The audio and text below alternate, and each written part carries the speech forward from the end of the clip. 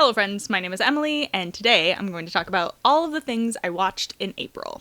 Okay, so first things first, the patron selected video that I made last month was my Bo Burnham video. It was a personal look at Bo Burnham's comedy and its effects on me and how it fits into my life. I talked about my dad dying, I talked about my mental health, and then the week I posted it, the day I was going to post it but still needed to do edits, Bo posted a very cryptic Instagram, and I was like, this man is about to announce a new special. And then the day after I posted it, he did in fact announce a new special. So I'm very excited. Thanks to my patrons who helped select that video topic. It was really fun and very emotional to do, and I hope you guys liked the video. So the first thing I watched in April was Comedy Central Presents Bo Burnham. This is his first special. It's like his half-hour comedy special that's like not quite his actual first special because it's a Comedy Central Presents, so it's not technically counted, but it was really interesting to revisit this special in particular. Obviously, I was rewatching it for the Bo Burnham video, as I rewatched all of his specials during the month of April, but this one is really particularly interesting because this was the special that made me like Bo Burnham, and also is the least, like, modern Bo Burnham-y. Like, I think it reflects the least his current comedy ideals, and that's really interesting, and it was really interesting to watch. So wild. It's also in the lowest quality ever, even on DVD, so cool. The next movie I watched was The Guest. This was a movie that my boyfriend has been wanting us to watch for a very long time. He has seen it, I have not. He really loves Dan Stevens because of Legion, which I also love Dan Stevens from, but he had been watching Legion before he made me start watching Legion, and this movie is fucking wild because it goes in so many directions. Like, I don't know what I thought this movie was, but the movie it is not the movie I thought it was. It was super good, really interesting. The acting and like the action and stuff was very cool, but yeah, I don't know what this movie was. The next thing I watched was Words, Words, Words, Bo Burnham's actual first special. So this is where I think, like I said in my Bo Burnham video, I think Bo Burnham really starts getting into the comedy that I think we all really know Bo Burnham for. And like, this is the show that has Art is Dead, which I think is one of the greatest things he has ever written. It speaks to me on such an emotional level as an artist. And yeah, I love this special so much. And I also realized that I have the CD, but the CD doesn't have a DVD. But luckily, it's on Comedy Central, so it's on Paramount Plus, which I have because I'm watching Clarice for Movie John, so woo. The next thing I watched was Bo Burnham What? So this was his technical second special, the third thing he did that was filmed, etc. And this one, I remember, I think came out right after I graduated from college, and he did it simultaneously on Netflix because this was before Netflix really the power of Netflix, I don't know, whatever.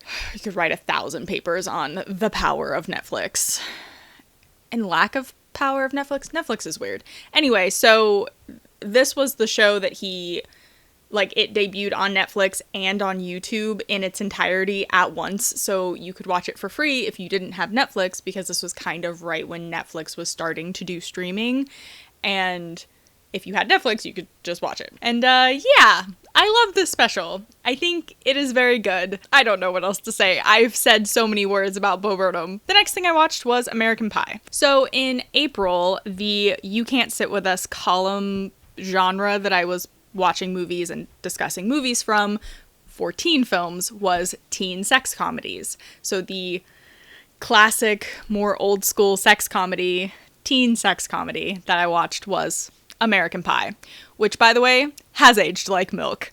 Wow. And I knew that it had, but I truly, like, I've listened to people talk about it since probably the last time I saw it or saw any American Pie anything. But man, to actually watch it with my own eyes, yowza. Big question marks. I have lots of questions. Excuse me. That was an experience I don't would like to not relive. Thank you. And it was very strange to talk about it because I do remember when I was young really liking American Pie, but I think, and I didn't talk about this in the article, but I thought about it a lot because I know that the scene in American Pie where they are videotaping the foreign exchange student, whose name I cannot remember right now, while she, for some reason, gets undressed in the main character's house. And they're videotaping her because they want to see a girl naked and don't just like look up porn. I don't know. Okay, thanks. And end up broadcasting it to the entire school is problematique. But I also remember as a young burgeoning bisexual being like, wow, naked girls, you know? And that's what it was like to be queer in the 90s.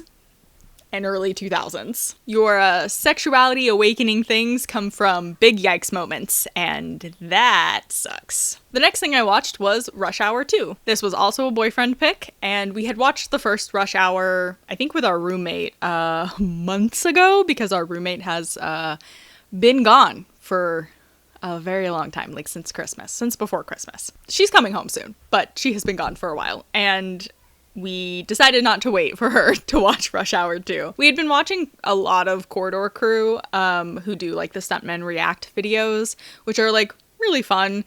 And they always talk about Jackie Chan because Jackie Chan is like one of the great prop stunt performers ever. He's amazing. And they had shown and were talking about one of the big fight scenes from Rush Hour 2. And my boyfriend was just like, what if we just watched it? And I was like, you know, we could just watch it.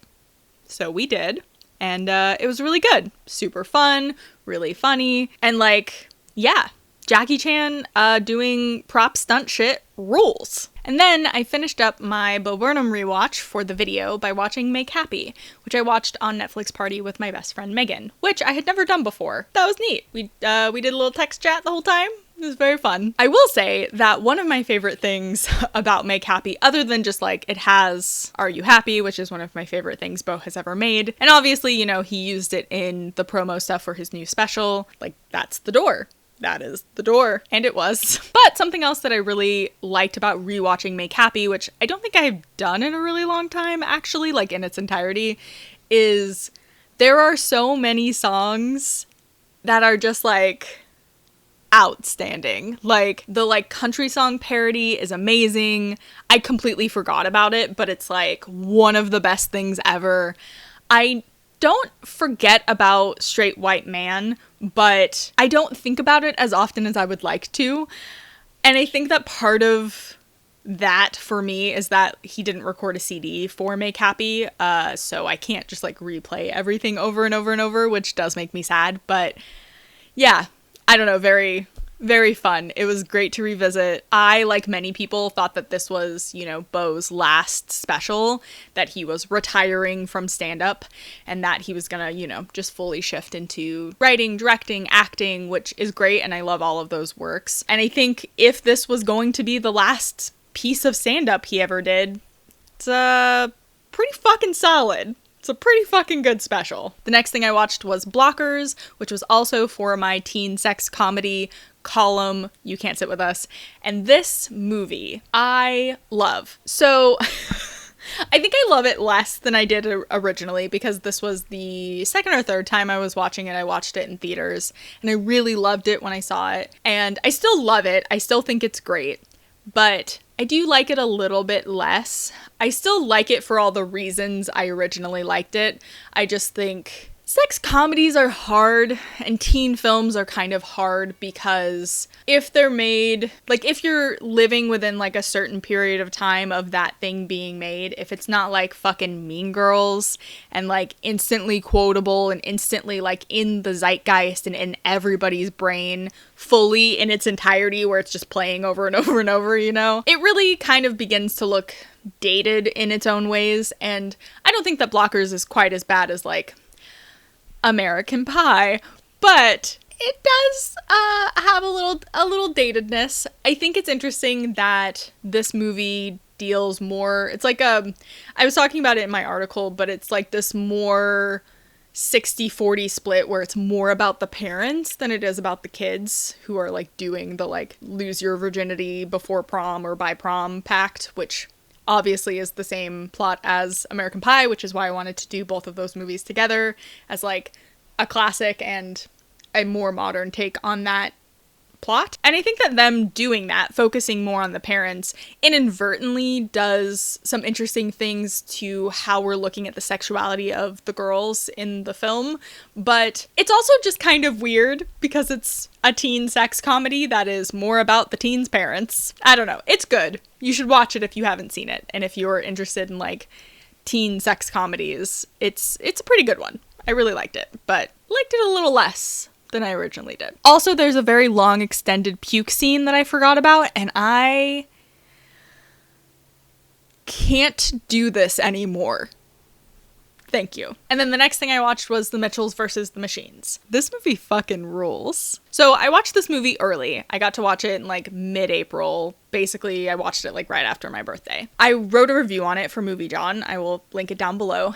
So one of the things that I was thinking while I was watching the movie and then that I kind of ended up putting into the review because I was thinking about it a lot, and maybe it was just because I've been writing every month about teen films, but something that I love about The Mitchells versus the Machines, and it's something that I loved about Spider-Man Into the Spider-Verse, is Lord and Miller are producing animated teen films. They are family-centric, so, like, they're not going to be, like, you know, cussing teen films or, like, teen films that have a lot of explicit sexuality. No one ever said that teen films needed to be PG-13, you know? Or higher. They are often higher, which, like, also begs the question, who is that movie for? Certainly not the teenagers who can't go see the movie. I've been talking about it a lot, especially with the teen sex comedies. I will link that down below, by the way. But Lord and Miller, because this movie, while it was distributed by Netflix, it was made at Sony Animation Pictures. And Lord and Miller work over there, among other places. But Lord and Miller are the guys who are responsible for the Lego Movie. They're responsible for Spider-Man Into the Spider-Verse. I think Miller wrote on that, and then they both produced it. And then they also did the 21 Jump Street movies, which I think are extremely great, like, modern adaptations of that property. And they were the original guys who were directing Solo. Wish I could see that movie. But they have produced this film, and they're just, like, doing really interesting work. They're lifting the voices of really interesting animators and storytellers, and these guys in particular happen to be from one of my favorite shows ever, animated or not, which is Gravity Falls. So, like, if you're a big fan of Gravity Falls, and you want that kind of energy into, like, a family apocalypse movie, this is it. It fucking rules. I love this movie. Also, the lead is gay or queer in some way, and I love her. Thank you. Also, for my birthday weekend, I watched Lupin the Third the First. So this is the newest Lupin the Third movie, and it's like full CG animation. It was pretty good. I actually don't know a lot about Lupin the Third. We watched it because my friend brought it over when we were like doing a vaccinated birthday hang for my birthday after the fact. It was really fun. Like, it's a big adventure movie, but I just don't know that much about Lupin the Third. Is it a good Lupin the Third movie? I don't know, but it was fun. Lupin the Third is a gentleman thief, and I love that for me, because I do love gentleman thieves. And then I finally went back to a movie theater for the first time in, like, over a year. It was beautiful. We saw Raya and the Last Dragon. It was very good. Animation is gorgeous. Did I cry? Yes. Do I cry at happy things? Also, yes. It was a very fun adventure movie. Fun. Good things. We love Kelly Marie Tran. Be nice to her, you jags. And then over at Movie John, we're covering animated films and maybe some TV shows, but we're doing a celebration of anime through features on Wednesdays, I believe. And I had the first one, so I watched in April Your Name. This film is fucking amazing. I love this movie. It's one of my favorite animated feature films, and it got me back into anime in a big way, which I am very appreciative of. It's also just like exactly all the tropes and things that I love. There's some time travel, there's some like soulmate red string of fate stuff. It's a romance. There's body swapping. That's like the big thing. I love this movie. It's fucking great. And then my boyfriend and I watched the new Mortal Kombat movie on HBO Max. Some of it was very fun. You know, a lot of the fights, all the fights between Sub-Zero and Scorpion were extremely cool. The choreography was cool. The like CGI stuff was cool. Like it all looked cool. I have a similar complaint to my boyfriend who every time we like open HBO or he'll just like think of it and he'll just say it. He has done this a bunch of times since we saw the movie where he'll just be like, they didn't even do the tournament. And I'm like, you're right, they didn't, and I don't like that. I don't know. This Mortal Kombat movie was like sometimes fun, sometimes not. Took itself too seriously in the weirdest ways. I don't know, like Mortal Kombat is dumb. Just be dumb. I don't know. Be dumb, but look better. That's all I want. The last movie I watched in April was Another Round, which is a movie I'd been meaning to watch forever, and we finally watched it after the Oscars. I did such a bad job of watching Oscar movies, man. Like, I think I had seen 2 Oscar movies total that had been nominated in any of the main categories for anything before the Oscars, and it wasn't including this movie because we watched this after. Anyway, this movie is about a bunch of teachers who are deciding to do this experiment where they're keeping their alcohol blood content at a certain percentage to see if they function better as people. I don't know that I loved it as much as I wanted to necessarily, but I did really like, I honestly don't know what I was expecting out of the film. I didn't think that they were going to be teachers. Like, I don't know. This was like one of those like, I want to see this because I do like Mads Mikkelsen and he looks like he is having fun in the poster, but I didn't know what it was about. So it was good. I liked it. Mads gets to dance. So there we go. But yeah, that's all the stuff that I watched. I will link down below any of the Movie John stuff that I've written that has come out, is published on the site, that is related to any of the stuff that I talked about. Follow me on Letterboxd and Twitter. You can talk to me about movies on both of those things. Totally down. My links are in the description. And thank you very much to my patrons who make these videos possible. I will leave a link down below if you would like to join them in supporting me. It would mean the world to me.